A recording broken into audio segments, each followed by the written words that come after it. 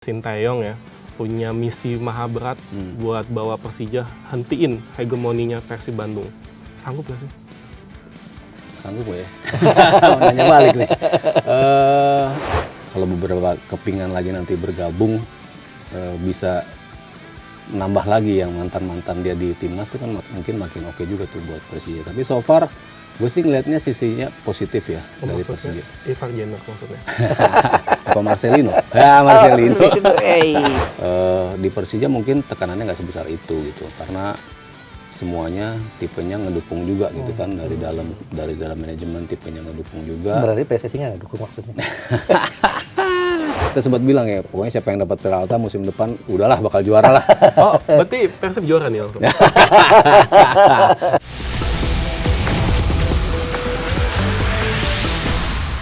Bung Ais, Ya, nggak nyangka ya, Persib udah 3 kali juara Liga Indonesia nih. betul. Satu hal yang pasti, Persija pasti nggak akan tinggal diam. Iya, Makanya Sintayong ditunjuk jadi pelatih musim ini. betul. Dan Persija kan mau juara nih, karena sebagai kado ulang tahun 500 tahun Jakarta tahun depan. Tahun depan tapi ya. Iya, masalahnya bisa nggak dia ngejegal Persib? Itu dia pertanyaan yang paling berat harus dijawab oleh Sintayong. Oh, Sintayong, tapi kan karena kita Sintayongnya lagi fokus di Thailand, kita undang ke pandit yang tahu nih, Iya. apakah Sintayong sanggup atau enggak. Ya, Yaitulah Bung Sabto Haryo Rajasa.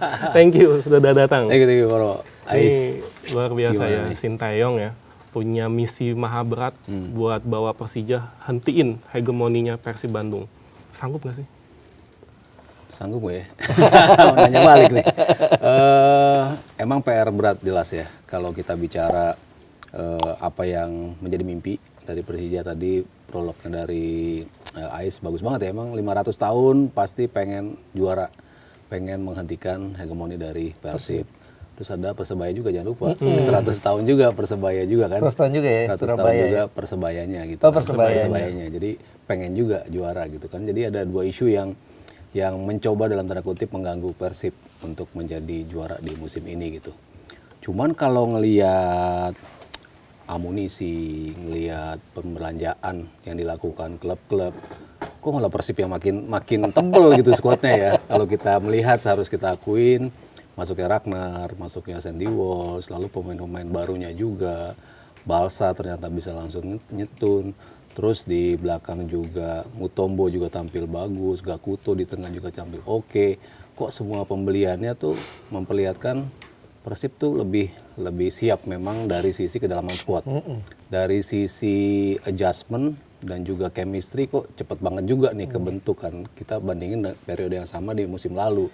Setelah bedol desa, pergantian pemain sempat berantakan juga tuh.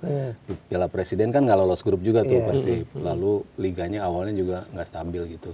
Tapi akhirnya mereka menjadi juara gitu. Sekarang mereka lebih mempertebal, makin sulit bagi pesaingnya untuk mencoba untuk melakukan itu. Tapi setelah kita menonton Piala Presiden, Persija ternyata oke juga dalam permainan gitu kan. Sosok Sintayong yang dihadirkan, publik awalnya skeptis, ini pelatih cuman bisa defense to counter, cuman akan tampil dengan low block gitu ya. Tapi ternyata enggak, malah paling ofensif kalau bisa dibilang di Piala Presiden kemarin gitu.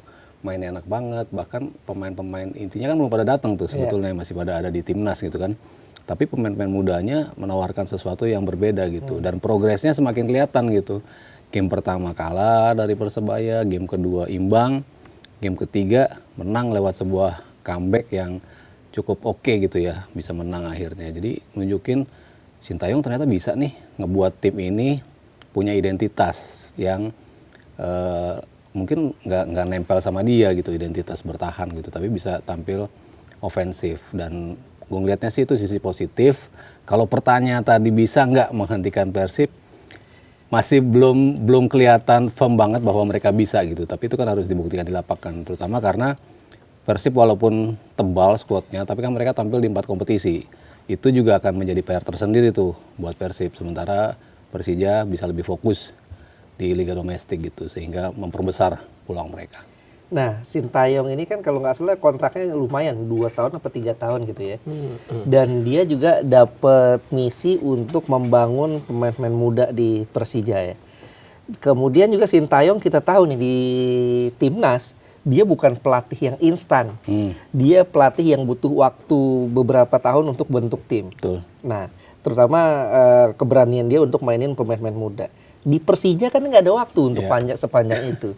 Itu kira-kira gimana cara dia buat bikin masalah-masalah itu teratasi?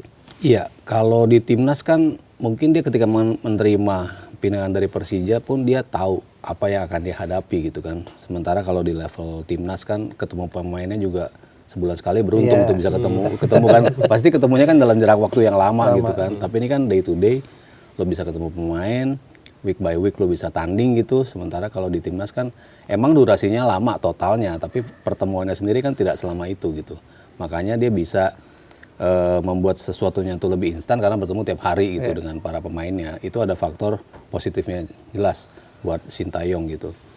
Dan lagi-lagi based on apa yang melihat Persija bermain under Sintayong, dia bisa ngebuktiin itu gitu loh. Pemain-pemain mudanya yang dia percayakan, Arliansah tampil oke banget tuh di kemarin, pemain muda terbaik. Ya Rio Fahmi masih ada beberapa PR lah, tapi oke juga di sisi wings. Fajar Fatur Rahman juga bagus. Itu Rehan Hanan belum masuk ya, masih ada di situ. Witan juga balik lagi ke kondisi primanya gitu. Jadi beberapa pemain yang dia juga sudah mengenal karakternya juga kan. Beberapa dipanggil lagi untuk bisa bermain bareng. Kalau beberapa kepingan lagi nanti bergabung bisa menambah lagi yang mantan-mantan dia di timnas itu kan mungkin makin oke juga tuh buat Persija. Tapi so far gue sih ngelihatnya sisinya positif ya dari Persija. Ivar Jenner maksudnya. Apa Marcelino? Ya Marcelino. Kan mantan kan? Mantan juga, banyak mantannya dia kan. Bagus-bagus demen banget balikin mantan ya. Padahal mungkin rasanya beda ya. Rasanya beda. Tapi ini yang menarik, kan rasanya beda. Apa yang membedakan Sintayong di Persija dan juga di timnas? Kalau di timnas mungkin tekanannya berat sekali ya. Tekanan tuh kan dari satu Indonesia gitu kan. Kalau ini kan dari ibu kota nih, walaupun besar juga tekanannya, tapi ini kan satu Indonesia gitu. Semuanya bersatu untuk memberikan tekanan gitu, terlepas dari hasil apapun lah yang dia dapatkan gitu. Jadi ruang geraknya sangat terbatas pastinya kalau untuk timnas gitu kan. Apalagi sebelum banyak pemain diaspora, dulu kan masih ngebangun banget tuh skuad. Kalau kita ngikutin dari AFF 2020 kan kita lihat tuh siapa aja sih nih pemainnya yang dimainin gitu kan. Perlahan-lahan menjadi tim yang makin komplit gitu. Di Persija mungkin tekanannya nggak sebesar itu gitu. Karena semuanya tipenya ngedukung juga gitu kan. Dari dalam manajemen tipenya ngedukung juga. Berarti PSSI nggak ngedukung maksudnya? Itu bisa ngelihat jejak digital banyak tuh kayaknya tuh ya. Tapi nanti kan dibilang kalau nggak dukung nggak mungkin ada jet pribadi kan. Iya. Itu nggak mungkin pemain datang banyak nggak mungkin gitu kan. Ya dukungan dari manajemen jelas besar banget. Terus faktor-faktor non teknis di luar lapangannya juga ngedukung dia. Jadi so far so good sih di awal ya kita ngelihat. Karena kan kita belum lihat ada percikan-percikan masalah atau apa yang buat posisi pelatih itu nggak nyaman. Itu kan belum melihat posisi itu gitu. Kita masih lihat di awal-awalnya nih. Awal-awalnya sejauh ini ngelihatnya sih positif gitu ya. Kalau dari gaya main ada perubahan nggak sih? Kalau gaya main ya kalau di timnas dulu kan dia adaptif ya. Iya, adaptif. Kalau dibilang dia betul-betul cuma tahu defense ya nggak juga. Kalau kita bicara round 3 ya mau nggak mau memang harus main defense kan. Emang harus bermain. Lo lawan Jepang main kebuka ya habis gitu kan. Defense aja kebantai. Iya, lawan Australia 5-1 kan. Begitu lo main kebuka gitu Bukan kan. dia kan. Bukan dia makanya begitu main kebuka 5-1. Begitu lo main cerdik 0-0 gitu kan, lo harus tahu gimana cara bermain. Dan itu kan dia bentuk ketika dia udah tahu pembagian grupnya seperti itu, gue akan tampil dengan sistem seperti apa yang memungkinkan gue untuk mendapatkan poin. Itu makanya kenapa dia akhirnya muncul dengan defense to counter, yang akhirnya melekat kayaknya dia cuma bisa itu. Tapi kalau dia main di AFF, ya kan mainnya ofensif, dia mainnya kebuka gitu. Dia lawan Kamboja mainnya ofensif, lawan Thailand juga mainnya ofensif, Malaysia ya, juga 4-2. Thailand dikalahin 3-1 yang U23-nya ya, AFF U23 itu kan juga mainnya ofensif banget gitu kan. Jadi ya gue ngelihatnya sih dia bisa lebih ofensif ketika dia memang melihat lawannya akan ofensif. Mungkin nanti kalau ketemu Persib di laga sesungguhnya, mungkin nanti ya di laga udah mulai liga, terus ketemu tim yang mana dari sisi kualitas kira-kira sama, mungkin dia akan mencoba atau mengkompensate beberapa strategi yang berbeda gitu. Misalnya di babak pertama dia coba menyerang tapi ternyata nggak ada hasil atau malah kebobolan, akhirnya dia balik ke defense to counter, kan bisa aja seperti itu. Nah, Persija di tangan Sintayong udah datengin 10 pemain baru ya. 6 asing. Tapi dari nama-nama itu nggak ada satupun yang striker ya. Iya, belum. Nah, belum. Ya masih ada sisa 3 pemain asing lagi dari kuota 11. Ini apakah Sintayong seolah-olah sudah puas dengan striker yang dipunya Persija ya? Atau mungkin karena Sintayong tidak terbiasa bermain dengan nomor 9. Karena di timnas enggak dia Nggak dikasih ya? Belum dikasih. kecenderungannya kan dari awal sampai dia dipecat itu kan nggak ada nomor 9 ya. Bahkan Nyoba sih beberapa nomor 9. Iya, nomor 9 tapi bisa dikatakan gagal total ya. Spaso nggak masuk. Sananta juga di tangan dia tuh nggak hidup lah ya. Hoki Caraka ya. Iya, Hoki Caraka. Yang dia mainin kecenderungannya pemain-pemain winger yang dijadikan nomor 9 gitu. Ya. Iya. Struik, Ragnar ya, tipe-tipe seperti itu. Ya kalau ngelihat kebutuhan, menurut gua yang masih dibutuhkan Persija emang jelas di posisi nomor 9 gitu. Karena kemarin Excel kayaknya masih butuh entah itu waktu, entah itu pesaing yang cukup untuk bisa membuat dia tampil lebih ngotot untuk mendapatkan tempat di starting 11 gitu. Karena kemarin kan sebetulnya banyak banget deh peluang yang dia dapatkan yang terbuang gitu kan. Terbuangnya tuh yang open clear cut chance banget gitu loh, depan gawang kosong tapi nggak jadi gol gitu. Padahal build up-nya udah bagus, asisnya dari Witan juga udah keren, tapi eksekusi terakhirnya walaupun di musim lalu nunjukin performa yang oke juga gitu kan. Excel tuh bagus, sempat hilang tapi bagus lagi di akhir-akhir gitu kan. Ya ada sedikit konsistensi lah, menunjukkan ini pemain punya potensi gitu. Cuman untuk in order untuk mendapatkan peluang untuk bisa menjadi juara, mereka masih butuh sih striker, terutama yang bisa bikin 2 digit gol. Lo butuh striker tipe seperti itu, dan itu sampai sekarang belum datang sih. Ada Almeida kan sebetulnya masih ada. Almeida, Gustavo Almeida cuman kan masih dia tuh cenderung kayak gelas kaca ya, gampang cedera ya. Ya mungkin Maxwell sama kemarin yang total bikin 30-an gol ya, 2 pemain ini kan nggak ada. Nggak ada, udah hilang. Ya artinya ya lu harus kompensasi dengan kehilangan pemain yang musim lalu memberikan lu 30-an gol gitu. Lu butuh pengganti di posisi itu. Sementara Excel tuh 7 gol kalau nggak salah ya, masih jauh gitu untuk bisa keep up cetak 2 digit gol gitu. Sehingga butuh tambahan pemain gitu. Persib butuh itu, ternyata Balsa Sekulic bisa menjawab itu, at least dari 2 turnamen gitu kan, nunjukin dia bisa assist, dia bisa ngegolin, dia bisa sundulan juga, tendangan luar bisa. Apa yang menjadi kendala Persib di musim lalu teratasi nih dengan datangnya Balsa Sekulic gitu. Tapi Persija kayaknya belum sih sejauh ini ya. Menunggu tanggal 4 kan nih, kick off dimulai. Di depan kan mereka tuh cuma ada Gustavo Almeida, Mauro Gistra dan Excel kan. Iya kan. Nggak ada lagi tuh. Atau mungkin main false nine mungkin. Bisa jadi. Bisa, karena yang muda-muda yang kenceng-kenceng banyak juga ya. Iya. Atau juga melihat bagaimana kecenderungan dia membangun timnas kan dari belakang kan ya. Dari Fondasi belakang. dulu ya. Iya, fondasi dulu. Jadi mungkin aja kan dia. Terlebih dia juga bawa Persija tesnya di Thailand. Dimana itu sama kayak waktu di timnas kan. Iya. Tesnya di Thailand juga. Jadi dia bangun fisik, bangun taktik. Ini apakah Sintayong ingin mereplikasi apa yang dia lakukan di timnas dengan di Persija? Bisa jadi ya. Dia membutuhkan lawan yang Chonburi ya, Chiang Rai sama Bektero Sasan, Polistero, Polistero ya. Tadi gue kira Chonburi, bukan Chiang Rai.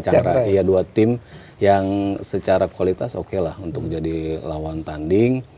Ngukur kekuatan juga buat dia, tapi ya bisa juga mencari pemain ya, kayak si Mutombo kan juga datang dari Liga Thailand juga kan, dari Ratchaburi juga. Ya pemain-pemain asingnya kan juga punya kemampuan oke juga gitu. Banyak yang bilang dari Eropa Timur. Jadi Karena sekarang kebanyakan Eropa Timur ya. Iya, Kalau iya. dari squad kan. kalau dulu kan berhasil banget kan. Iya. Terus kan Eropa Timur. Jadi orang berpikir apa ini mau main fisik banget nih apa gimana gitu. Iya, mungkin yang cocok seperti itu ya untuk Persija. Kalau kita ngelihat Brasil tinggal 2, Bosnia nambah 2, ada Kroasia, Iya, ada rata-rata 1. Eropa Timur. Iya. Dan ada yang sempat dipanggil ke timnas ya, timnas Kroasia dan Iya. timnas Bosnia tuh. Iya ada si, gue lupa namanya Stefan Longkar apa, Loncar juga, iya iya. apa Dennis Kollinger ya yang pernah dipanggil gitu. Dua-duanya sempat dipanggil. Sempat dipanggil ke timnas Kroasia ya. Ya, walaupun 2018 Iya, ya. udah lama. Ya artinya kan lumayan tuh yang apa pilihan-pilihannya. Tapi kalau kita bandingin nih sama Persib ya, apa yang kurang dari Persija dari skuad yang ada sekarang? Ya, pengedor tadi sih, Striker, ya. striker kurang, posisi kiper emang dia dapat 2 kiper yang di musim lalu tampil luar biasa. Nadeo. Akil Nadeo Safik dan sama Akil Nadeo. Safik kan dua-duanya oke sama Bayangkara. Satu ya Nadeo udah jelas dalam 2 musim terakhir selalu menjadi pemain top 2 dalam. Di Piala AFF. Tapi kan kita bicara liga.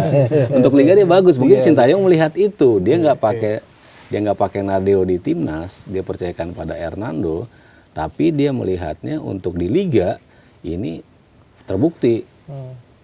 Musim demi musim selalu tampil oke dengan save terbanyak, dengan clean sheet yang terbanyak juga gitu. Kalau kita bicara kemarin Teja, tapi sebelumnya kan Nadeo. Tapi untuk saves Nadeo sama Hernando juga yang saves-nya terbanyak juga dan Cahya gitu ya. Jadi makanya kenapa kiper-kiper ini yang dipanggil gitu untuk masuk ke timnas gitu. Jadi mungkin Sintayong juga ngelihat itu. Ini dia punya kemampuan save yang bagus, punya kemampuan clean sheet yang bagus kalau tampil di liga domestik. Makanya dia diambil sama Sintayong. Kalau orang secara logika, ini kan kiper pernah gue buang ya waktu dalam tanda kutip kan setelah Basra kan, setelah Basra 5-1 gue udahlah gue sama Hernando aja sekarang nggak sama dia lagi gitu. Tapi kan ternyata loh kok dia manggil pemain yang udah pernah lo buang, pasti dia ada something kan, berpikiran ini punya kemampuan di mana nih sisi potensinya untuk di liga. Nah dia tampil oke gitu. Jadi lo punya 2 sets of keepers yang kualitasnya mirip-mirip gitu Nadeo sama Safik ya. Akil Safik. Akil Safik ya. Sekarang kalau kita lihat lah Persib nih baru kemarin ya Dewata Challenge Series juara. Dan kemarin mereka nunjukin tuh di pertandingan terakhir lawan Bali. Comeback luar biasa tuh. Sempat tertinggal 0-1, kemudian 1-1. 2-1 ketinggalan. Dapat kartu merah sih Bali. Kemudian malah kebobolan, ya kan? Malah kebobolan 1-2. Comeback kartu merah lagi 2 gol. Iya. Ya kartu merah kan setelah selebrasi ya. Artinya setelah 3-2 lah. Dan di menit akhir juga. Baru bisa comeback setelah Peralta masuk tuh. Setelah Peralta masuk. Nah, kalau lihat skuad Persib kayak sekarang, Luka Menalo ya di sayapnya tuh banjir banget tuh. Luka Menalo, kemudian Berginho masih ada, kemarin belum main. Baros. Kemudian William Baros, belum Ragnar Oratmangun, belum yang lokal ya. Si Sadil, Beckham. Nah, itu banyak amat mainnya. Banyak amat, kita ya bingung ya. Itu dengan kapasitas skuad seperti ini kira-kira gimana kekuatan Persib musim depan, musim 2026-2027? Iya, kalau ngeliat tebal banget sih. Ini skuad tebal banget, bisa bikin 3x11 dengan kualitas yang mirip-mirip gitu ya. Karena sebagus itu gitu pemain yang mau dibilang intinya mau pemain pelapis keduanya punya kualitas yang sama gitu. Cuman kan kita ngelihat Persib ini kan aimingnya pasti jelas bukan cuma di domestik gitu. Justru di Asia itu yang menjadi pentas ya, mereka masih penasaran lah bisa dibilang seperti itu gitu kan.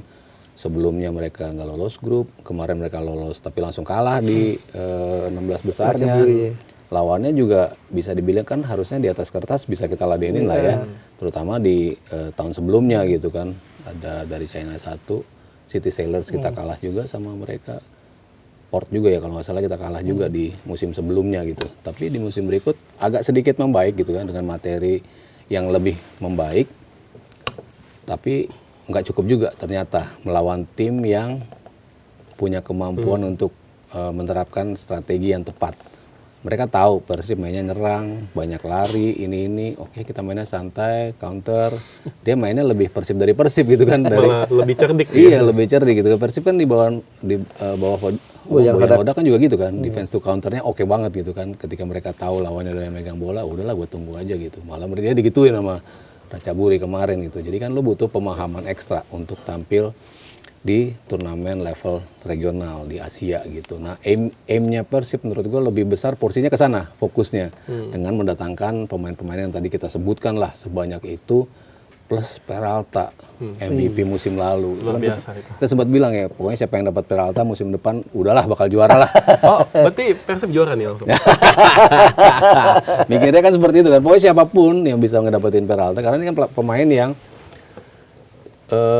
tekniknya luar biasa, kualitasnya bagus dan adjustmentnya juga cepat gitu. Iya. Mau main di posisi manapun, di klub manapun. Kemarin kan orang ragu kan, Iya. di Persib lu dengan ego lo dari Borneo bisa nyambung kalau di Persib bisa tuh. Bisa. Langsung. Kemarin tuh gue Iya. lihat langsung ya kebetulan pas Peralta masuk tuh itu berubah banget, beda banget.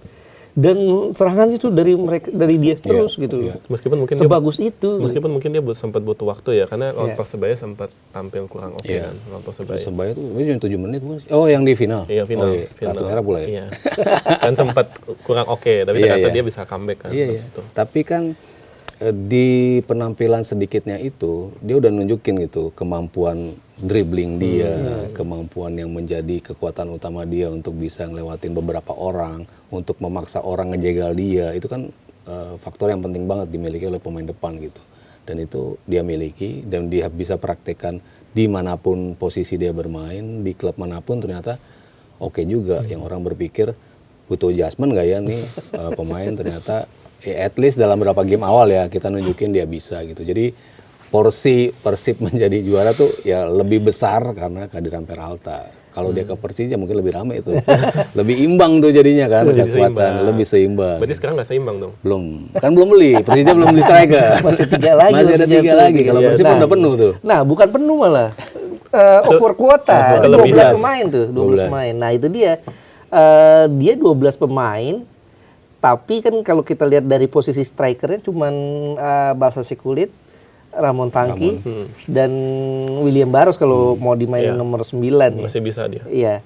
Artinya kan kalau seandainya Balsa Sikulitnya entah kartu, entah sanksi, entah cedera kan berarti harus Ramon Tangki nih. Iya, balik lagi. Balik lagi Problem kan. musim lalu ya. Problem musim lalu. Nah, ini gimana tuh? Iya, Ramon tuh walaupun mungkin dari jumlah gol ya orang mungkin ekspektasinya lebih dari kehadiran dia gitu. Tapi gue suka ini pemain work rate-nya sih. Iya. Larinya, kengototannya, gimana dia mau ngerebut bola. Ya, kalau kita komparasi mungkin Nicholas Jackson zaman di Chelsea lah. Atau Ini- Darwin Nunes ya. Dari Nunes itu kan ngedapatin posisi untuk lo nembak itu selalu tepat. Iya. Dan untuk temen lo ngoper ke lo ada di posisi yang lo bisa cari posisi kosong gitu. Tapi eksekusinya yang menjadi masalah, belum seklinikal itulah. Itu yang menjadi kendala terbesar dari Ramon gitu. Tapi ya kompensasinya kan banyak di sektor saya. Peralta bisa jadi second striker, Ragnar bisa geser ke situ, Beckham Putra bisa dimainin posisi itu. Banyak banget pilihannya Persib ya untuk bisa mengakali cuman adanya si Balsa Sekulic yang so far sejauh ini ya yang paling oke dari sisi penggedor ya. Nah ini menarik ya, karena kan kita tahu Persib musim lalu kalah dengan Ratchaburi ya. Kemudian Ratchaburi mainnya defense to counter kan. Nah kita melihat Persib melawan Persebaya di final kemarin. Igor Tolik perbedaan dengan Bojan Hodak lebih menyerang kan. Justru kita melihat malah Persebaya yang defense to counter. Defense to counter. Ini bahaya dong buat Persib di musim depan nanti. Melihat Igor Tolik main lebih menyerang dan dia kayak nggak punya solusi menghadapi tim yang seperti Persebaya. Iya, kalau Persebaya memang gue menaruh mereka sebagai tim ketiga, ketiga? yang punya kesempatan untuk menjadi juara. Bukan kedua ya? Enggak, Oh, dia gue masih kedua. Persija kayaknya sih. Oh, Masih Persija nomor dua, kayaknya berarti. sih. Kan belum lengkap kan skuad. Iya, selalu begitu alasannya. Tunggu skuadnya lengkap. Kalau gue ngeliat Persija tuh based on Tavares Persebaya. musim lalu, Iya. Persebaya dengan Tavares musim lalu mendapatkan hasil-hasil oke di akhir-akhir di setengah kompetisi ke belakang lah ya. startnya memang Persebaya jelek, sempat ada di belasan lah, sehingga untuk naik tuh memang susah gitu. Tapi kan kelihatan banget tim antar Tabares, kelihatan banget perbedaannya, kekompakannya, cara bermainnya tuh udah kelihatan. Ditambah lagi pemain-pemain yang dibawa gitu kan, mantan-mantan Persebaya lagi Makassar kan, ya. Persebaya Makassar kan. Ada Yuran. Ada Yuran tuh yang salah satu elemen penting. Ramadan Sananta juga oke. Ya Malik Rizaldi masih ada di situ. Terus Reza Arya juga kan, kipernya juga. Kemarin menang tuh adu penalti kan. Jago penalti dia. Jago penalti gitu. Jadi ya gue naruh mereka di posisi ketiga gitu ya untuk bisa mengganggu ini. Cuman skuad seperti itu untuk durasi yang lama harus kita uji juga gitu ya. Tapi at least starting 11 di Piala Presiden kemarin nunjukin mereka punya quality gitu untuk bisa mengganggu lah kestabilan Persib sama Persija gitu.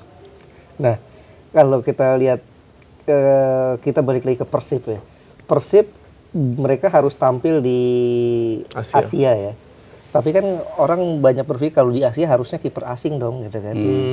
Nah, ini kalau kemarin sempat ambil Adam Zaibek ya, ternyata banyak cedera, sekarang nggak sama sekali loh diambil kiper asing, lebih mengandalkan Teja atau Fitra Maulana. Kira-kira dengan kualitas dan kapasitas seperti itu bisa bersaing nggak? Dan lawannya kan berat nih lumayan kalau dia lolos dari Manila Tiger di playoff akan ketemu FC Seoul, Melbourne Victory dan Chong Vitel kan dari Vietnam. Ini lawan-lawan yang apa ya, bisa dikatakan lawan-lawan yang ngeyel terutama yang Vietnam tuh. Grup neraka ya. Grup neraka bisa dibilang. Salah satu grup yang paling nyebelin sih. Tapi grupnya Tampines juga berat-berat juga sih. Ada 2 tim juga juara 2 tahun lalu apa? Iya si Zelvia. Iya. Oh, Majid Zelvia. Iya, Jepang. Majid Zelvia. Finalis itu tuh finalis ACL Elite. Iya, yang kemarin, Betul. yang musim lalu. Tim promosi langsung bagus, langsung itu. Tapi sekarang main di ACL 2. Itu kalau masuk di grup itu juga lebih berat lagi. Akhirnya ada dua grup yang berat-berat juga gitu. Tapi ya kita termasuk grup berat juga. Tadi nyambung juga tadi pertanyaan Tolic, cara bermainnya apakah lebih ofensif. Tapi kan justru dia punya pilihan ya. Dia punya alternatif gitu loh untuk tampil ofensif, gue punya untuk tampil defense to counter gue juga punya gitu kekuatan. Itu yang bisa dia tunjukin gitu. Ya di awal-awal Bojan kan juga nggak se-defense to counter itu kan. Dia awal-awal pada DDS kan juga dia mainnya juga lumayan, ada build up-nya juga. Walaupun akhirnya manfaatin speed dari mereka gitu. Jadi beberapa strategi bisa lah dipraktekkan oleh Igor Tolic dengan set of players yang berbeda-beda. Nah PR-nya pasti ke ACL 2 ini. Karena ya FC Seoul 6 kali juara Korsel, 11 kali tampil di ACL. Melbourne Victory juga 8 kali tampil di ACL. Sementara ini runner up Liga Vietnam gitu. Vietnam kita juga jangan main-main juga. Diem-diem ini kan tim yang ngeselin ya dari sisi bermain, tapi emang bagus, kualitinya ada di situ gitu karena mereka memainkan sepak bola, membangun sepak bola dengan benar gitu. Kalau kita nggak, pertanyaan dia kan pertanyaan dia pasti Maksudnya nggak kesana sih tadi, tapi ya udahlah kalau gitu. Lemar tahunan gitu pasti. Tapi kita enggak. Ada pertanyaan yang harus dilanjutin nih gitu ya. Tapi peluangnya gimana peluangnya? Bisa nggak sih lewatin dari hadangan 3 raksasa itu? Kalau Seoul mungkin berat ya. Seoul kita mengincar runner up sih cukup realistis ya. Melbourne ya berarti ya. Melbourne bisa kita incar walaupun ada jual mata ya di situ kan. Di Melbourne ada jual mata, di Seoul juga ada beberapa pemain timnas ya. Timnas Jordania ada, timnas Korsel juga ada. Ya ada beberapa pemain-pemain yang dari sisi kualitas mungkin secara individu di atas pemain-pemain kita gitu. Cuman ya kalau kita lihat kedalaman skuad Persib sih ya gue melihatnya ada rasa lebih optimis lah dibandingkan musim lalu gitu. Musim lalu kan mungkin pemainnya lengkap tapi ternyata nggak selengkap itu gitu kan. Ketika satu sistem mati bingung gitu untuk bisa memainkan sistem yang berbeda. Tapi ini kan deretan pemain yang bisa menghadirkan banyak perubahan gitu loh. Dari sisi Tom Hai-nya sendiri, dari sisi Ragnarnya, dari sisi Peralta apalagi gitu. Banyak faktor-faktor individual yang bisa mempengaruhi penampilan Persib di Asia kali ini gitu. Sejauh mana Persib bisa melangkah menurut Mas Sabto? pelan-pelan lah ya, lolos grup, Lolos grup, semi Tapi lagi lolos grup, kejauhan nih. lolos lagi ya? Lolos sih kayaknya. Kalau dari grup 16 besar, Lolos ya 16 ya. quarter, Berarti quarter lah ya paling nggak ya. quarter. Tapi kalau semi kan si Thailand aja sampai semi itu kemarin. Ada yang sampai final kan maksudnya yang Singapura. Si City Sailor tahun Sailor, lalunya dia Final. finalis. Tapi dia kalau nggak salah lawan sebelumnya WO atau apa gitu ya kalau Oh iya ya sempat Iya, ya. ada. Ada kendala itu. ada dia, kendala itu jadi dia bisa lolos. Agak beruntung ya. Ya, beruntung. Nah, Persib nih kan 4 kompetisi itu. Super League, I-League Cup, kemudian ACL2 dan Shopee Cup ya. ASEAN Cup. Kira-kira kalau kita ngomong Boboto kan pasti bilang 4 gelar. Quadruple. Nah, kalau di Bung Aryo sendiri kira-kira bakal berapa titel yang didapat oleh Persib? Realistis ya. Kayaknya nggak mungkin berharap semua pemain inti akan dimainkan di 4 kompetisi ini. Kayaknya enggak sih. Kayaknya bakal ada rotasi besar-besaran di beberapa kompetisi yang I-League ya. Yang kompetisi itu kayaknya lebih buat pemain-pemain muda sih kayaknya yang dimain di situ. Karena kan Persib pemain mudanya juga oke-oke juga kan. Paris, Firza, banyak juga tuh kemarin di Piala Presiden yang nunjukin mereka punya kemampuan untuk ya nggak bersaing secara langsung gitu, tapi at least saat lo dibutuhkan lo bisa masuk ke situ gitu kan. Tipe-tipe kayak Robby Darwish sama Beckham kan startnya juga kayak gitu kan. Lo menjadi pemain dengan jumlah pertandingan banyak, tapi menitnya belum banyak. Tapi lo main at least reguler gitu kan. Lo dimainin menitnya nggak banyak, tapi jumlah pertandingannya cukup banyak gitu. Ini kan dibutuhkan juga untuk pemain-pemain Persib yang muda. Gue rasa sih alokasinya akan lebih ke I-League kalau pemain-pemain muda gitu. Kalau Shopee mungkin juga ada kombinasi tuh antara pemain muda dan juga pemain-pemain yang seniornya dan pemain-pemain yang diasporanya tuh akan dimainkan di Shopee gitu. Tapi fokus domestik, fokus pertama kalau gue ya ngelihatnya tuh ACL 2 sih. Fokus utamanya di situ. Karena ya 3 gelar berturut-turut tuh kan kayaknya sudah terpuaskan. Dan apa sih aim selanjutnya dengan lo membuat perekrutan seperti ini? Pasti kan lo membidik something yang lebih besar yang belum pernah lo taklukkan gitu. Makanya gue ngelihatnya fokus utamanya adalah di ACL 2, baru Liga Domestik, baru Shopee, baru I-League gitu. Dan dengan seperti itu juga perbedaan pemainnya semakin ke bawah semakin muda gitu. Tapi kalau kesempatan mendapatkan berapa trofi, Paling nggak 1 lah ya. paling nggak 1 sih. 1? Paling nggak 1. Enggak 2 atau 3? Enggak sih kayaknya. Ya, Kalau yang ACL lain- tuh kalau mungkin yang berat ya. lainnya- ACL tuh mungkin berat. Lainnya serius di situ tapi Persib yang enggak kan jadi Iya. jadi nggak seimbang gitu. 1 tuh maksudnya liga ya. Liga kayaknya sih. Liga. Shopee nggak mungkin ya? Tergantung lawan-lawannya Dari ASEAN itu. seserius apa gitu. Kan kalau kemarin-kemarin kan Buriram sama itu kan juga bukan pemain intinya. JDT yang kan diturunkan. JDT tuh. Iya, JDT JDT. yang Dua juga. Buriram juga pemain lapis duanya juga yang muda-muda yang bermain. Dan tergantung. Ya kalau fokusnya menjadi ke situ sebagai kompetisi yang harus dijuarain ya Persib akan serius. Potensinya ada untuk menjadi juara gitu. Karena di Shopee Cup kemarin juga kayaknya kalau ngelihat lawan Persib sih bisa sih kemarin yang JDT 2 dan juga Ratchaburi lapis kedua gitu. Nah, ini kan tadi kita udah ngomongin Super League nih. Mas Aryo udah pakai kaos timnas. Berarti kita akan bahas. Kalau nggak bahas timnas kayaknya kurang afdol. Iya kan? Langsung aja nih, langsung aja nih. Mas Sabto, kemarin tuh rame. Emang beneran ya Rizky Ridho dicoret dari timnas ya? Kan katanya tanya ke PSSI dong kan yang bikin list itu gitu kan. Kan bocor katanya. Bocor katanya. Belum resmi gitu Belum ya. resmi. Ya mungkin gue sih ngelihatnya ini ya. Pemain gak dipanggil dalam satu periode tuh sangat-sangat lumrah Biasa. gitu ya. Biasa banget gitu kan. Ini kan sebetulnya kalau ini bukan menjadi kompetisi atau uji coba yang dilabelin sebagai sebuah turnamen, kan ini layaknya uji coba aja gitu kan. FIFA Matchday memang ada di September, ada di Oktober, ada di November. Kalau kita bicara akhir musim gitu kan. Dan di beberapa pemanggilan ini, pemain-pemain bintang nggak dipanggil, ya wajar-wajar aja sebetulnya.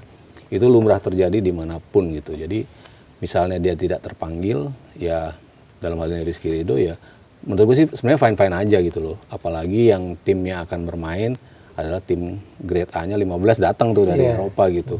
Yang posisinya di situ banyak yang pemain-pemain CB-nya gitu kan. Justin Hubner ada di situ, Jay Itzes ada juga. Kalau Mes sudah sembuh juga mungkin Mes bisa. Mes itu nggak dipanggil tapi nggak dipanggil, belum tahu kan? Iya, ya kalau menurut bocoran itu. Iya, kalau itu kan bisa ada juga dia gitu. Kevin Dick bisa main di posisi itu. Banyak yang bisa mengisi posisi itu. Kalau komposisinya 4 di belakang kan lo cuma butuh 2. Artinya Ridho nggak dipanggil pun nggak masalah juga sebetulnya gitu ya. Cuman kan yang menjadi isu adalah apakah ini hukuman karena kemarin tampil di bawah performanya dia. Itu kan yang akhirnya rame gitu kan. Apakah pemain ketika tampil off day langsung harus nggak dipanggil di pertandingan berikutnya? Ya itu kan tergantung pelatih lihatnya seperti apa, kebutuhan timnya seperti apa gitu. Gue sih ngelihatnya turnamen kemarin emang Rizky Ridho lagi benar-benar off day di 2 game itulah terutama ya. 2 gol lawan Vietnam, 1 gol lawan Singapura. Benturan dengan Cahya Supriyadi ya. Ya bisa 50 kesalahan Cahya, bisa 50 kesalahan Ridho, tapi kan ada andil di situ juga. Kapten kan dia. Kapten juga, ya nggak teriak atau apa. Kalau kita mau marahin Cahya juga bisa. Lu udah tahu Ridho mau nyundul, lu samperin gitu kan. Kita juga bisa ngeliat dalam. Tapi nyundulnya kelamaan. Iya. Keburu dekat tuh pemain dari Singapura. Dia panik juga mungkin dengan Cahya. Jadi kan kita bisa ngelihat beberapa gol itu memang ada kontribusinya dari Rizky Ridho dalam positioning. Nadeo pun seperti itu gitu kan. Kita lihat 2 positioning dia yang berapa kali di beberapa platform gue selalu bilang positioning dia tidak tepat untuk bisa menghalau bola-bola yang harusnya bisa lebih dihalau kalau posisi lo lebih tepat gitu kan. At least lo nggak akan ada lubang di sini lah. Paling nggak di tiang dekat gitu. Sementara ke tiang sana ya urusan back lah yang lagi lari ke sana kan. Sebenarnya lo bisa ada opsi itu tapi itu tidak dilakukan dengan cermat sehingga kalau dia menjadi salah satu pemain yang kehilangan posisi, gue bisa memaklumi juga gitu kan. Kalau based on pertandingan kemarin gitu, tapi kan nggak selalu seperti itu. Pemain salah langsung nggak dipanggil gitu. Pemain bagus langsung dipanggil kan nggak secara otomatis seperti itu gitu. Tapi ya gue ngelihatnya Ridho tetap masih menjadi salah satu pemain lokal terbaik kita sih. Iya, soalnya kan Pak Sumarji udah bantah ya. Ya, ada pemain. Belum finalisasi. Iya, jadi masih berjalan katanya. Betul. Tapi kok bisa bocor ya? Itu kan biasa, kalau di Indonesia bocor-bocor kan biasa. Iya, mungkin getas di atas udah keras jadi bocor. Nah, kalau Mas Sabto sendiri ya sebagai John Herman ya kita berandai-andai. Dengan 3 kesalahan fatal yang dilakukan Ridho kemarin di Piala AFF, kira-kira bakal manggil Ridho lagi nggak tuh coret? Atau kasih dengan alasan gue kasih dia break dulu lah dari timnas biar dia mikir dulu atau dia cooling down dulu. Sebenarnya kan misalnya itu pun bocor, menurut gue terlalu dini untuk nyusun squad sekarang karena turnamennya masih 24 September kan. Masih sebulan lah untuk menuju turnamen. Dan Liga belum mulai. Nah, itu dia. Lu kan harus lihat Ridho bisa bounce back nggak ketika tampil di Liga. Itu kan harusnya bisa menjadi parameter juga dari pelatih gitu untuk bisa melihat enggak itu benar-benar kemarin cuman blip doang lah kemarin dia main kurang bagus gitu. Tapi kan dia standarnya sebetulnya ada di sini gitu kan. Dan kita semua tahu lah dia bisa step up seperti itu kan dalam berapa tahun ke belakang kan kita ngelihat progres dia lah ya. Dari berpasangan dengan siapa ya progresnya naik-naik terus gitu. Ya kalau gue komparasi ya Van Dijk aja sering melakukan blunder kok ya. Lisandro Martinez juga berapa kali bikin blunder ya. Ruben Dias lah di City juga bikin blunder juga. Maksudnya nggak lepas dari blunder lah pemain bola itu. Jadi wajar aja kalau beberapa pertandingan lo mendapatkan hari yang buruk gitu dan itu yang kejadian. Cuman ya itu kalau lo terlalu dini untuk bisa menyusun squad akhirnya menjadi rame kan. Lo liga aja belum mulai, lo belum lihat ini pemain bounce back nggak untuk liga untuk bermain setelah lo gagal kemarin bisa nggak dia bisa main bagus lagi gitu. Itu kan masih ada at least 2 pertandingan lah ya, sebelum pertandingan untuk dan penting juga pertandingan keduanya kan lawan Persib. Ya, Persija Persib. Itu kan lo bisa ngukur juga nih, oh ini di big games lo tetap bisa tampil oke gitu. Dan kalau memang udah fix memang final squad itu jadinya nggak fair dong buat pemain yang ternyata dicoret tapi kan dia masih bisa membuktikan diri kan sebenarnya. Ya, makanya kayaknya kata-kata Pak Marji yang harus ngomong tuh kayaknya menjadi kunci bahwa bisa aja nanti Rizky Ridho tetap ada di situ. Dan dari bocoran, kalau mengacu ke bocoran itu, hanya ada 5 pemain yang lahir di Indonesia. Iya, Ini- kalau lahir sih 6 ya. Oh ya, Karena tambah Emil kan 1. lahir di Indonesia juga. Oh iya, kalau nambah itu ya. Kalau ya istilahnya Iya. hanya ada 5 pemain lokal. Lokal lah istilahnya kita lah. istilah lokal. Karena kalau lahir kan Emil lahir di Lombok kan. Itu pertanda apa itu? Pertanda kolam lokal kita memang masih belum bisa mensuplai pemain yang cukup bagus untuk dijadikan talent pool gitu. Emang itu PR besar kita lah, harus kita akuin lah ya. Gue tuh akan selalu iri dengan sepak bola Thailand, dengan sepak bola Vietnam. Dari dulu gue bilang, karena gue berapa kali gue sering cerita lah, ketemu pemain-pemain junior Thailand dari tahun 2010-an tuh, mereka udah terafiliasi di klub-klub utama mereka gitu loh. Padahal 2010 kan berarti kan kita ketinggalan berapa? 14 tahun kan kita baru punya EPA 2014 ya. Jadi 2024 gitu baru punya EPA gitu kan. Jadi kan selama itu kita itu ketinggalannya sama Vietnam sama Thailand, dan melihat mereka selalu bisa, kok ada pemain muda lagi sih? Kok ada pemain muda lagi? Kok, namanya sih emang masih Nguyen ya. Oh iya. Karena marga kan. Iya, tersak ya, emang namanya masih kayak gitu-gitu. Tapi ada aja yang beda, ada yang tiap tahun tuh di U19-nya muncul lagi, U20-nya beda lagi pemainnya. Ya karena talent pool mereka bagus. Itu akan menjadi selalu PR kita selama kita belum menseriusi itu. Dan sampai sekarang menurut gua belum seserius itu. Menuju ke arah sana, pelan-pelan, masih banyak lubang yang harus dibenahi. EPA berjalan betul, tapi sudah nggak ada lubang nggak dalam kompetisi lo masih ngebon pemain-pemain dari SSB nggak yang kayak gitu-gitu? Itu kejadian ya? Iya dong, banyak yang cerita, banyak yang mengalami juga, banyak yang cerita juga, banyak yang mengatakan sendiri bahwa tim gue diminta oleh klub ini untuk jadi. Ya which is sebenarnya nggak masalah kalau lo nggak punya akademi itu, tapi sekalian aja dilegalkan menurut gue gitu. Jadi kalau klub mau ngebangun klub, menurut gue lu harus punya afiliasi ke SSB sekitar, udah gitu aja, ya, cukup jelas kan. Jadi lu punya afiliasi di klub lu sekitar, lu mengomodalin, tapi lu dapat pemain ininya gitu kan. Jadi misalnya lu di Jakarta Timur, ya lu harus ngikat akademi ada di situ, legalkan aja sekalian gitu. Jadi jelas ada path-nya tuh dari tim juniornya, U6-nya, U9-nya, itu tuh kalau lo nggak bisa bikin dari klubnya sendiri, ya lu ada di situ akademi, tapi lu juga kasih support ke akademi. Bina dong. Bina juga gitu loh. Jangan cuma mau ngambil jangan cuma ngambil doang gitu. Sekalian dilegalkan menurut gua. Padahal kalau hitungan pemain-pemain kita udah lebih banyak dong. Ada Beckham kan, ada Maldini. Kakak, Maldini. Padahal kalau Ada Vietnam Zola. masih Nguyen terus Iya, kan. ada Zola ya. Ada Zola. Ada Buffon. Ada Buffon. Mungkin kita harus belajar dari satu klub yang punya akademi salah satu terbaik ya, La Masia, yaitu Barcelona. Di mana Barcelona ini sebentar lagi atau udah fix ya? Rodri. Udah Fix ya, Rodri ya. Fix. By the time kita syuting, Rodri sudah fix. Hari ini dia akan tes 60 medis juta katanya. euro. Wow, untuk 60 juta euro. udah 30 tahun, sisa kontrak tinggal setahun lagi. Iya, tapi best player di 2 musim terakhir, pemain terbaik dunia gitu kan. Iya, best player juga di Piala Dunia. Piala kemarin. Dunia juga. Bola. Dengan datangnya Rodri dan mungkin ada Julian Alvarez mungkin ya, itu masih rumor sih. Ini berarti udah selesai dong, Barcelona juara dong ini. Wih, Madrid belanjanya juga gila loh. Tapi belum ada striker dia. Iya, Si- Adeyemi. Lewandowski belum Iya, kan. si Lewandowski tinggal Adeyemi udah sama ke Gordon Chicago. kan belinya. Iya kan, nah, dibilangnya Guy kan. Iya, iya. Kebetulan Ya, ada Yemi, Yamal. kalau kita ngelihat Barcelona, emang kan pilihannya awalnya adalah Julian Alvarez. Tapi nggak dapet-dapet. Iya, dan itu pilihan yang menurut gue emang layak lo kejar, Julian Alvarez gitu.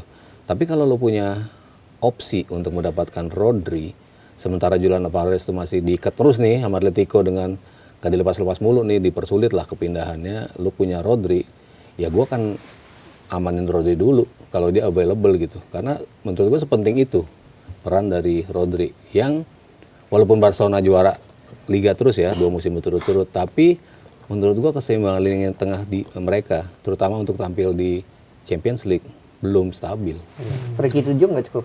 Enggak, Frenkie de Jong juga cedera lagi tuh, cedera lagi masih cukup panjang. Dan dia dalam setahun berapa kali sih dia main full? Pasti ada rentang lama cederanya gitu, sehingga yang main ya Pedri, ya Casado, ya berubah-ubah lah posisi di tengahnya. Lo nggak punya gelandang yang firm week in week out yang main. Lo nggak punya Busquets yang selalu available gitu. Nah Rodri harapannya tuh ya bisa memberikan itu. Tanpa lari yang sebanyak itu, ya kayak Busquets persis lah. Lo operan-operan yang pas gitu. Nggak bisa di pressing dia. Nggak bisa di press, keluarnya enak. Ya temen lo udah kenal lagi kan. Olmo ada di situ, Pedri ada di situ, Ada teman-teman Yamal. timnasnya. Iya, Yamal ada di situ. Ini udah kayak timnas Spanyol nih. Betul, timnas mini. Kayak Persib ya, timnas mini. Iya ya, iya lagi. Cuman barisan depannya menurut gue masih ada PR. Nah, itu dia. Ketika Rashford cabut, Ferran Torres cabut, Lewandowski cabut. Rashford sama Ferran aja, Lewandowski bertiga itu kontributnya 50 gol bertiga. Karena udah fix ya? Udah. Udah Ferran udah ke fix. PSG. PSG. Ntar jadi jago tuh di PSG biasa gitu kan. Biasanya. Kontribusinya 50-an gol, ini bertiga. Artinya sepertiga dari golnya Barcelona. Nah, gue selalu membuat kalkulasi seperti itu. Ketika Madrid kehilangan si James Rodriguez sama Alvaro Morata di musim yang sama, orang kan pikir kan mereka bukan starter kok. Iya, tapi kontribusi mereka terhadap Madrid di musim itu 31 gol berdua. Begitu mereka cabut, ya lu kehilangan 30 orang yang bisa cetak 31 gol. Dan benar, lu nggak punya penggantinya untuk dirotasi untuk menjadi mereka. Makanya Madrid habis itu kehilangan gelar. Nah, Barcelona 50 gol. 50 gol nih kompensasinya. Datengin Gordon dan juga Adeyemi. Di pramusim sih gue belum impress ya dengan permainan mereka. Makanya kalau misalnya masih bisa ngejar Julian Alvarez itu ideal banget gitu. Cuman kalau enggak ya lo akan pasti naruh si Lamine Yamal di posisi itu. Dani Olmo lo bisa dorong ke depan. Lo akan memainkan pemain-pemain existing lo untuk berada di posisi yang bukan posisi asli mereka, tapi mereka juga bisa kontribut gol. Kayaknya Barcelona akan bermain di gaya seperti itu gitu. Nah, Madrid di sisi yang lain pembeliannya luar biasa loh. Iya, Pemain-pemainnya gila-gila. Kalau Barcelona kan belakangan kabarnya susah dapetin Julian Alvarez, mereka kejar Ayoze Perez nih. Oh iya, Ayoze 33 tahun nih. 33 tahun, striker veteran. Nah, kira-kira ini panik buying apa sih? Kayak dulu Brad White. Nah, kayak Brad White, kayak Joselu, ya tipe-tipe begitu tuh kan. Dan di La Liga, lu tetap butuh tuh pemain-pemain pengganjal yang know-how La Liganya tuh luar biasa. Pengetahuan tentang La Liganya. Iago Aspas, Gerard Moreno, Villarreal. Iya Villarreal, ya termasuk si Ayoze Perez itu, modelannya juga seperti itu. Carlos SP itu yang dibeli sama si Madrid itu juga di Levante luar biasa gitu kan. Makanya kadang-kadang orang bilang ini siapa sih? Ya berarti lo kurang nonton La Liga gitu kan, lo untuk tidak tahu pemain-pemain seperti ini. Tapi di La Liga itu pemain-pemain seperti itu penting untuk ganjel tadi yang gue bilang, lo kehilangan sekian gol, lo butuh pemain lo yang musim lalu bikin 17 gol di klub apa, musim lalu bikin 12 gol di klub apa, lo tetap butuh 9 gol untuk tetap bisa cetak gol untuk merotasi squad gitu. Jadi kalau akhirnya ujungnya muncul panik buying itu lo nggak dapet Julian Alvarez, ya mungkin dia nggak akan menjadi striker utama gitu, tapi kontribusi golnya tuh tetap dibutuhin. Tapi Madrid kan yang spesial sebenarnya adalah Mourinho. Iya, spesialan kan.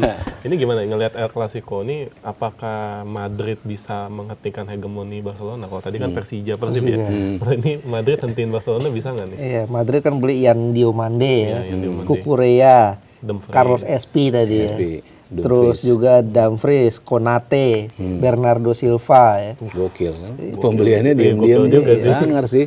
2 gratis lagi. Konate sama Bernardo Silva gratis lagi. Itu gue mungkin masuk lagi ke periode di mana kalau nggak nonton Klasiko, gue akan nyesel.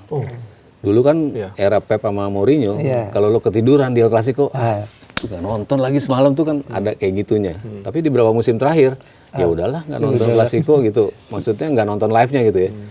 Ini lo harus nonton live-nya gitu karena gue jamin akan balik lagi ke serunya seperti itu. Dan Madrid emang lagi butuh sosok seperti Mourinho. Gue nggak bilang Mourinho cocok untuk long term di Madrid ya, karena mungkin strateginya, cara melatihnya udah outdated lah. Tapi untuk sekarang lo butuh sosok kayak dia. Kalau lo nonton film dia di OTT lah ya, yang di itu. Yang ada di itu emang apa yang terjadi pada Madrid di 2010 ketika dia datang itu memang di luar faktor teknis doang, non teknisnya yang lebih penting. Di mana dia bisa ngebangunin para pemain. Kan gue kalau ditanya selalu, Madrid bisa sih ngetop begini di Eropa dalam berapa tahun terakhir, Zidane bisa kayak gitu, Ancelotti 2 kali juara. Ya kan Mourinho, gue selalu menunjuk sosok dia gitu. Karena ketika mau masuk ke El Clasico ya, itu 10 pertemuan sebelum dia masuk ke Madrid, itu Madrid kalah 8 kali. Wow. Seri sekali, menang cuma sekali. Se-inferior itu terhadap Barcelona. Tiap masuk ke lapangan, palanya pada nunduk gitu. Dikeplak-keplakin tuh sama Mourinho, lu tuh pemain-pemain bagus gitu. Dengan cara, bagaimanapun caranya, gue mau menghentikan dominasi Barcelona. Kalau gue main terbuka, kalah 0-5 di game pertama. Iya, betul. Itu juga seruan dari fans Madrid juga. Lu harus main ofensif, lu harus turunin Benzema, lu harus turunin Higuain. Pokoknya pemain-pemain terbaik lu harus lu mainin. Padahal di benaknya Mourinho, gue mau main defensif ini lawan Barcelona kayak gini. Mourinho udah ngomong gitu. Seperti gue lawan Inter kan, waktu gue dia megang Inter. Gue maunya main kayak gitu. Tapi desakan dari fans mau show of force Madrid. Das 5-0. Udah dari situ dia para pemain mulai nurut tuh sama dia. Lu harus punya sistem untuk menghentikan Barcelona.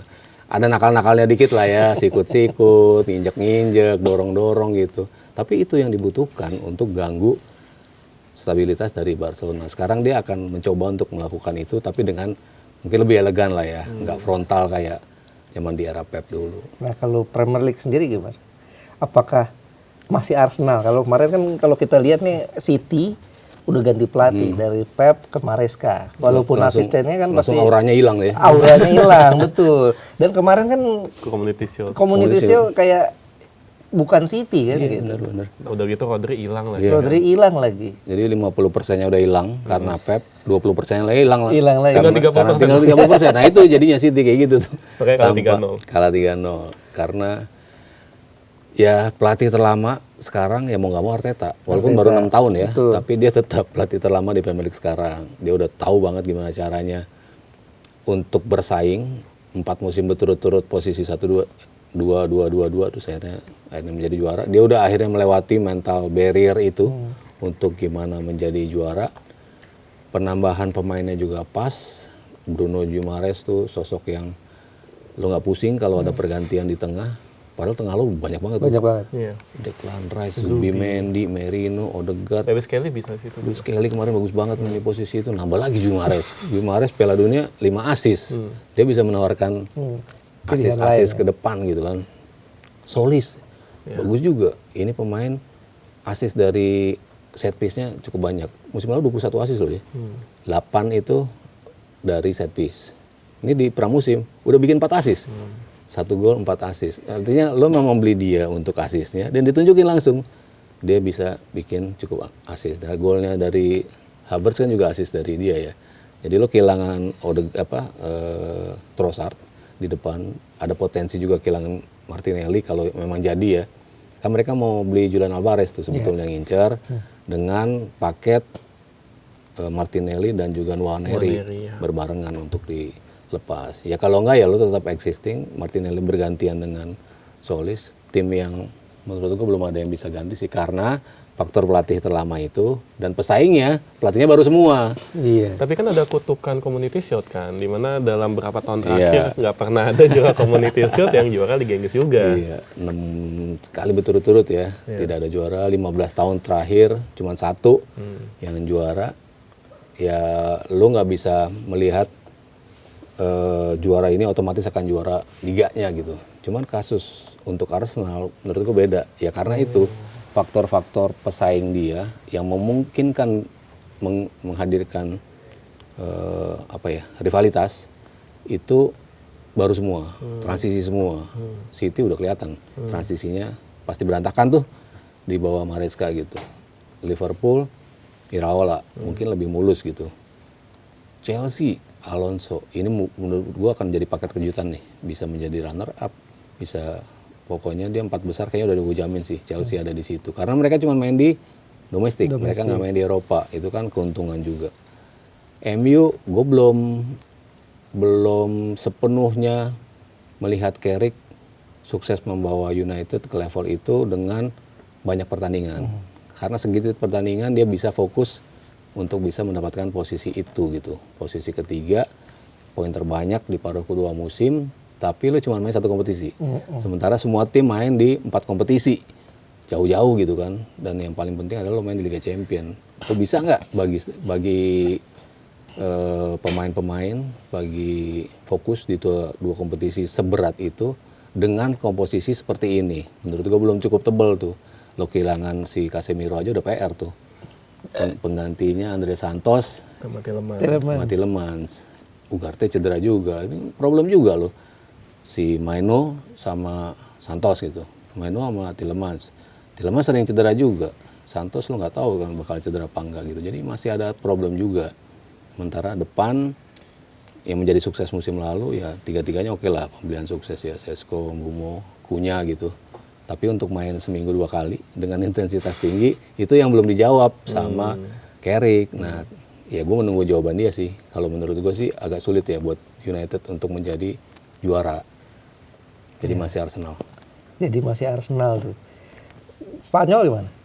Spanyol, Barca Madrid belum terjawab tadi. belum terjawab ya tadi itu. Nah, ini mungkin akan balik lagi ke hasil El Clasico. El Clasico. Jadi kedua tim akan menang lawan tim-tim yang lain penantiannya di El Clasico. Itu yang sering terjadi di era Pellegrini sama lawan Pep tuh di Madrid.